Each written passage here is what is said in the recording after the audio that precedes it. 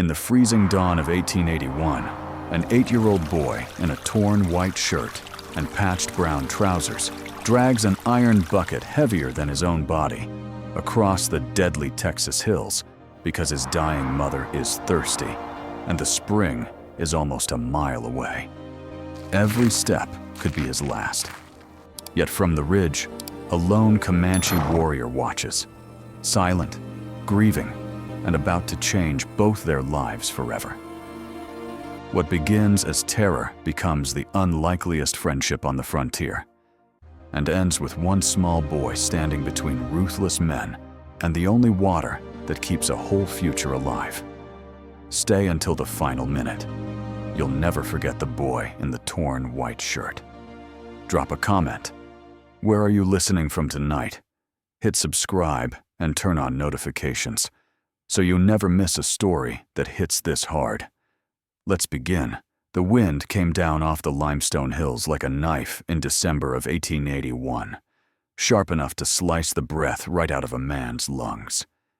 In a sagging one-room cabin 2 miles past, anywhere God or the army bothered to remember, 8-year-old Eli Whitfield woke before the roosters had the courage to crow. He lay on a corn shuck pallet, listening to the wet rattle in his mother's chest, counting the seconds between each cough the way other boys counted stars. When the gaps grew too long, he knew it was time. He rolled off the pallet without a sound. The dirt floor drank the cold straight up through his bare feet. The only light came from cracks around the door and the dull red eye of the dying hearth. Eli pulled on the same clothes he'd worn for 3 weeks straight. His father's old white cotton shirt, once Sunday best, now ripped at both shoulders and hanging to his knees like a ghost's shroud. And the brown wool trousers, patched so many times the patches had patches. He rolled the sleeves 8 turns apiece so his hands could still work. No coat. The coat had gone for coffee and cartridges back in October. Martha's voice scraped across the dark. "Water? Baby? Come in, Mama." The iron bucket waited by the door, black and ugly as sin. Eli hooked 2 fingers through the bail handle. The thing weighed almost 30 pounds empty. Full, it would be more than half what he carried on his bones. He dragged it outside. The hinges screamed like a woman, but the night swallowed the sound. Outside, the world was iron too. Frost glittered on the mesquite thorns. A coyote yipped somewhere south, answered by another farther off, talking over who got to eat what was left of the world. Eli set the bucket down long enough to shove his feet into boots 2 sizes too big. His father's boots, stuffed with rags. Then he lifted the bucket again and started walking north, toward the spring that had killed his father and now kept his mother breathing 1 more day. 300 yards of open ground lay between the cabin and the first rise. Every blade of grass looked silver and sharp. Eli kept to the low places, moving quick but quiet, the way his father had taught him, the one summer they'd had together, before the kick to the head from a half-broke mare ended everything. He counted steps to keep the fear down. 1, 2, 3. At 150, the bucket handle had already bitten red half-moons into his palms, blisters on top of blisters. He didn't feel them anymore. The spring sat in a little hollow between 2 limestone ribs, fed by a crack deep in the earth that had never once gone dry, not even in the killer drought of 78. That was why his father had filed on this quarter section. That was why men still rode out here with papers and pistols. Eli dropped to his knees at the stone rim his father had built. The water ran black under starlight, cold enough to burn. He dipped the bucket slowly so it wouldn't clang. The iron lip scraped stone. A small sound, but out here, small sounds carried for miles. That was when he felt it. The weight of being watched. He froze, water sloshing against the sides. Slowly, he lifted his head. Up on the north ridge, maybe 80 yards off, a rider sat motionless against the faint gray in the east. Horse and man are one single shadow. No hat, long hair loose in the wind, a rifle across the saddlebow, but not raised, just watching. Eli's heart slammed so hard he tasted iron. Comanche. Had to be.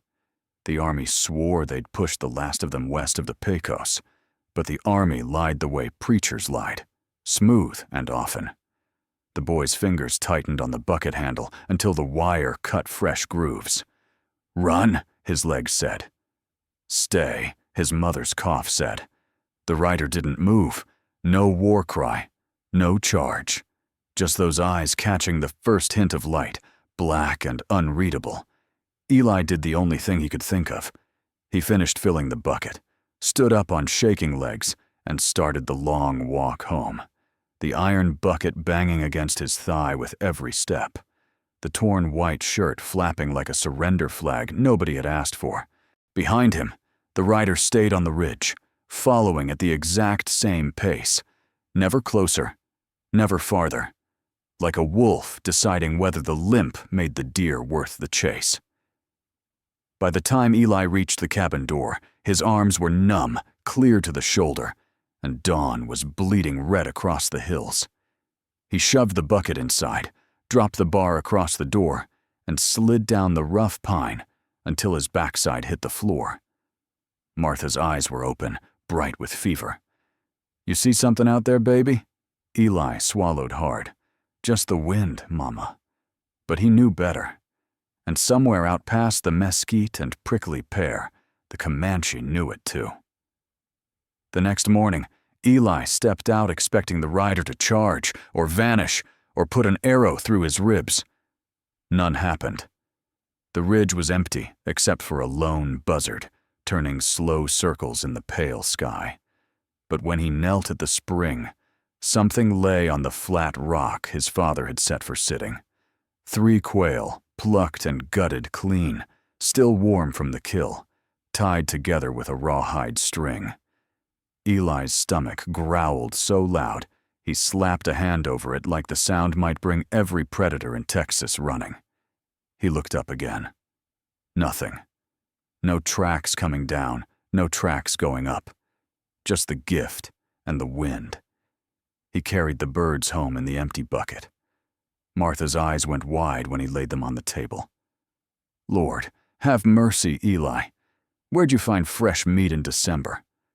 "Somebody left them," he muttered, cheeks burning. He didn't say who.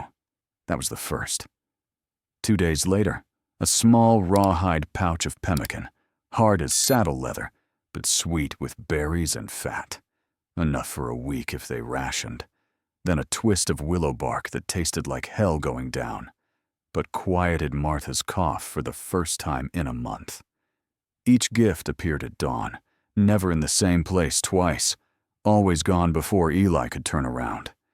He started leaving something behind. A smooth white river stone, a brass button off his father's old vest. Once, a scrap of white shirt tail torn from the hem, already ragged anyway. He set them on the rock like payment to a ghost. The rider never took them. But the next morning, they'd be gone. Word travels fast when there's nothing else to carry it. By the end of the week, the Johansen boys from 3 miles east rode past slowly, staring at the cabin like they could smell fresh meat through the walls. Old man McGraw, who'd tried to buy the water rights off Martha twice and been told where to stick his offer, started camping his wagon on the section line, claiming he was just looking for strays. And Harlan Crow, ex-Confederate captain turned land broker with a scar across his throat and a smile like a split fence rail, showed up one afternoon with 4 hard cases riding shotgun. Crow sat his big chestnut easy, thumbs hooked in his belt, eyes measuring the spring the way a butcher measures a steer. "Afternoon, boy," he called, voice smooth as axle grease. "Your mama feeling sociable today?"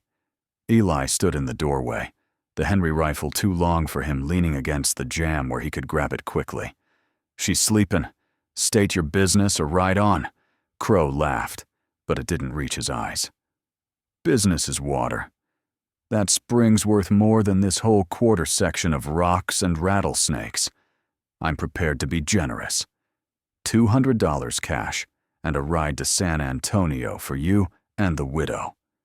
Fair? Martha's voice drifted out, thin but edged. We ain't sellin' Harlan. Tell Thornton he can choke on his own money. Crow's smile thinned. Thornton pays me to make problems go away, ma'am. I'd hate to make one for a sick woman and a half-pint boy. He tipped his hat and they rode off, but Eli saw the way they looked back at the spring, hungry as wolves at a fresh calf. That night, Eli couldn't sleep. He sat on the doorstep with Henry across his knees, the torn white shirt flapping in the wind, watching the dark for shapes that didn't belong. Somewhere out past the mesquite, a match flared once, brief as a heartbeat, then died. A signal, or a promise.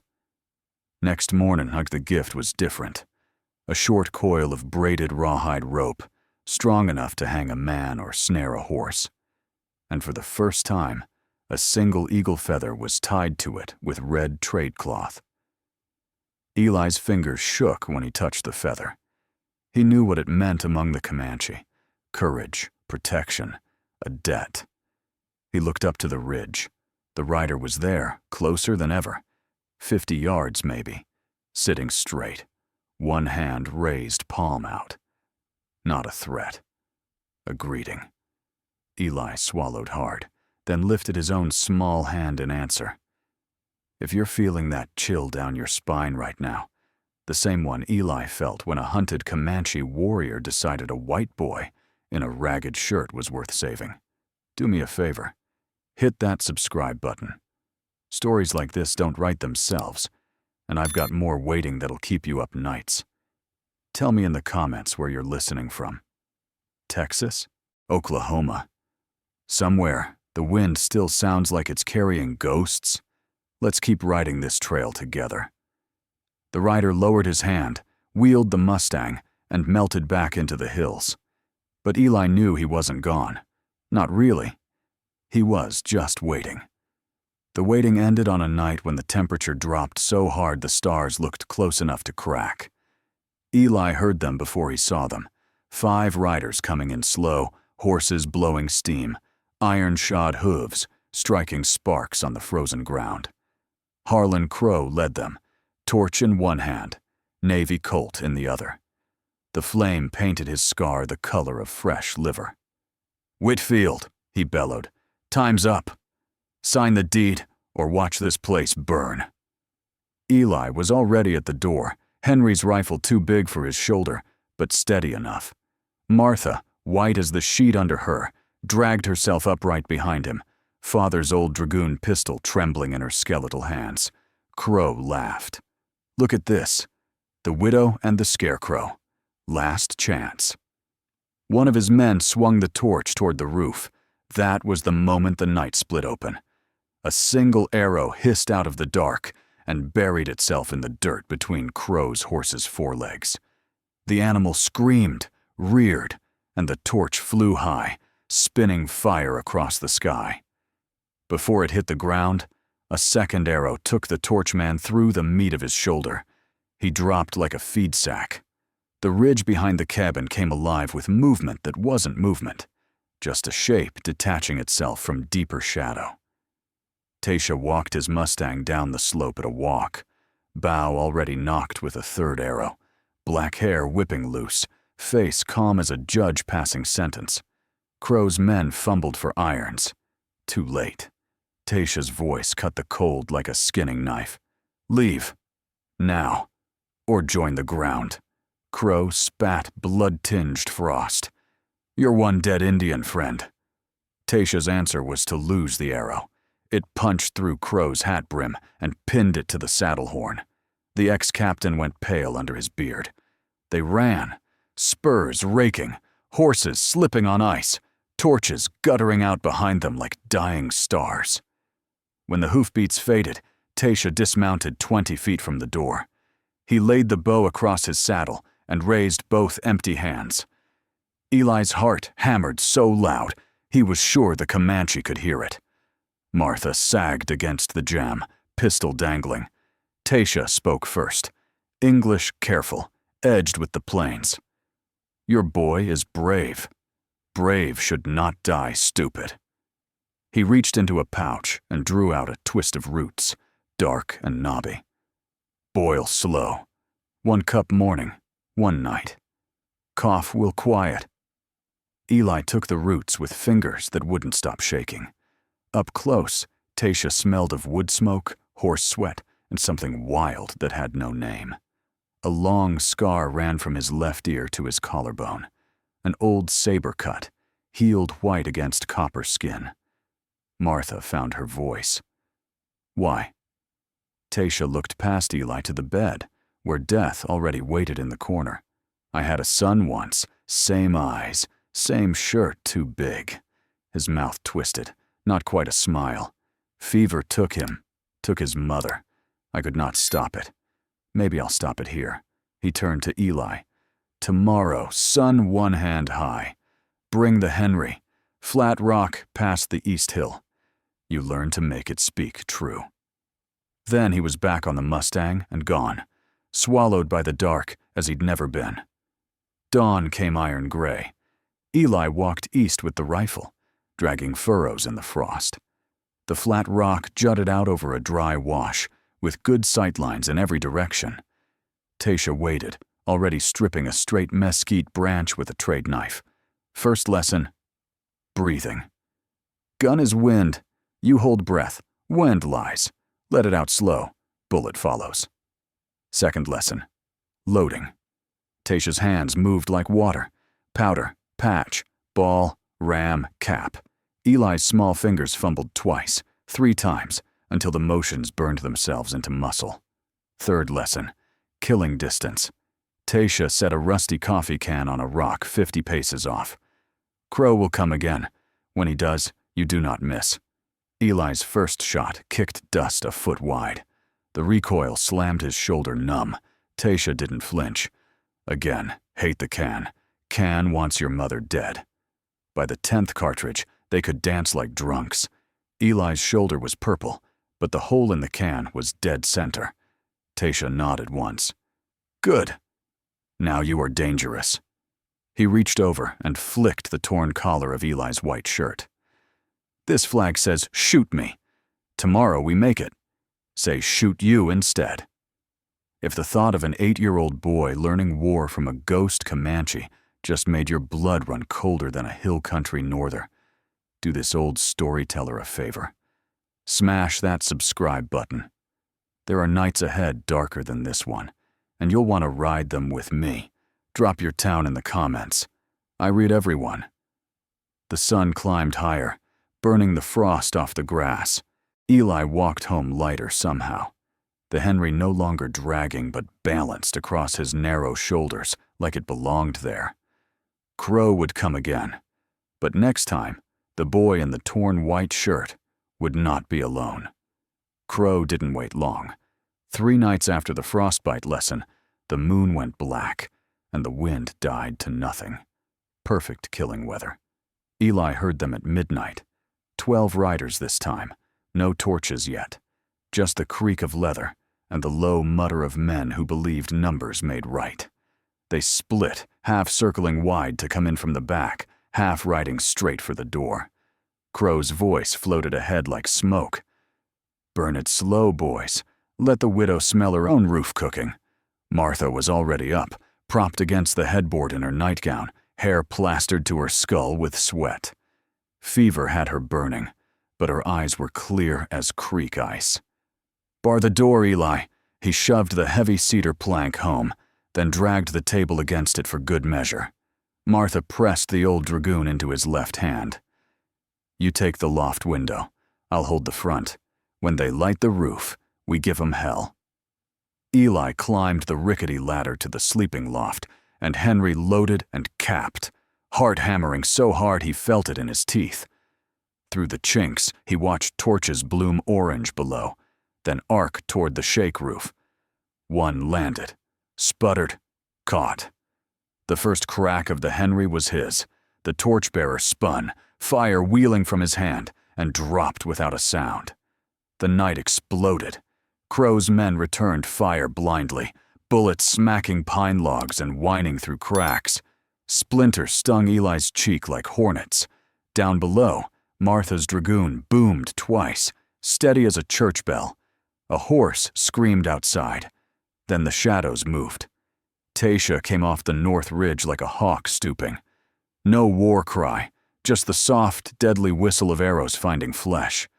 One man took it high in the chest and toppled backward over his cantle. Another clawed at his throat, where fletching suddenly sprouted. Eli worked the Henry as Tasha had drilled him. Lever, aim, breathe out, squeeze. The recoil was a mule kick against his bruised shoulder, but the front sight stayed steady. A second torchman folded at the knees. The snares they'd set the day before did their work. Trip lines of braided rawhide jerked tight across the yard. Two riders hit them at a gallop and came off sideways, necks snapping like green mesquite. Crow bellowed orders that turned to curses when he saw his circle breaking. He spurred straight for the door, revolver spitting flame. The table shuddered under impacts. Martha rose from the bed like a corpse given one last job. She leveled the dragoon across the windowsill and pulled the trigger until the cylinder clicked empty. Crow's horse took the last ball in the neck and crashed, pinning its rider beneath. Silence fell suddenly and heavily, broken only by the crackle of flames on the roof and the wet gurgle of dying men. Eli dropped from the loft, ears ringing, powder smoke thick as fog. Tasha stepped through the door, bow slack in one hand, knife dripping in the other. His eyes swept the room, lingered on. Martha slumped against the wall, chest heaving. Crow was dragging himself clear of the dead horse, one leg twisted wrong, face gray. He looked up at the Comanche and the boy in the torn white shirt, now black with soot and spat blood. "You're both dead. Army'll hang the savage and the orphan'll starve." Tasha crouched, pressed the knife point under Crow's chin, hard enough to raise a bead of red. "Tell them," he said quietly. "The spring drinks deeper than you thought." He kicked Crow's revolver into the dark and left him crawling. They beat the roof fire out with blankets and buckets of spring water until only smoke curled up to the stars. Martha sank back onto the bed, each breath a rasp. Eli knelt beside her. "We held, Mama. We held." She managed a crooked smile, fingers fumbling at the chain around her neck. The plain gold wedding ring slid free. "Listen close, baby. This ring and this land are the same now. They'll come with papers next. When they do, you stand tall, and you don't sell for any price. Promise me." Eli closed her hand over the ring and his own small one on top. "I promise." Her eyes found Tasha standing silent in the doorway. "You kept your word, Indian." Tasha inclined his head. "Some debts are bigger than tribes." Martha's gaze drifted to the smoke-stained ceiling. Dawn was still hours away, but the light in her eyes was already going out. "Eli." "Water." He fetched the dipper, held it to her lips.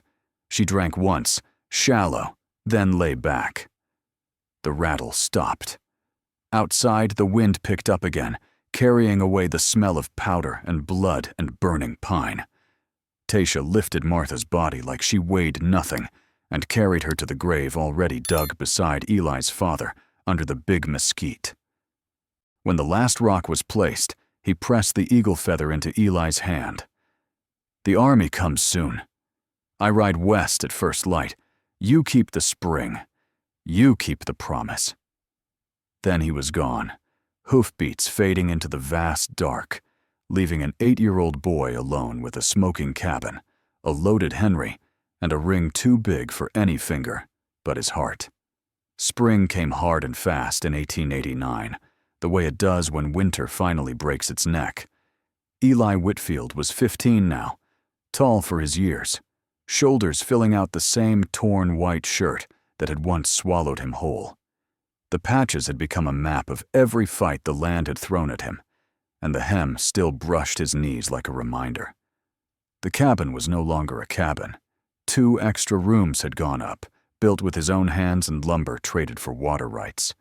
A pole corral held 6 head of half-wild longhorns, and a kitchen garden ran green along the spring branch. Folks had started calling the place Whitfield Spring without asking permission, and Eli let them. Names have power. Crow had limped back to Red Creek with his story, but the scar on his throat made men listen twice before laughing. The army never came for Tasha. They were too busy chasing ghosts farther west. Instead, the fight moved to paper and courtrooms.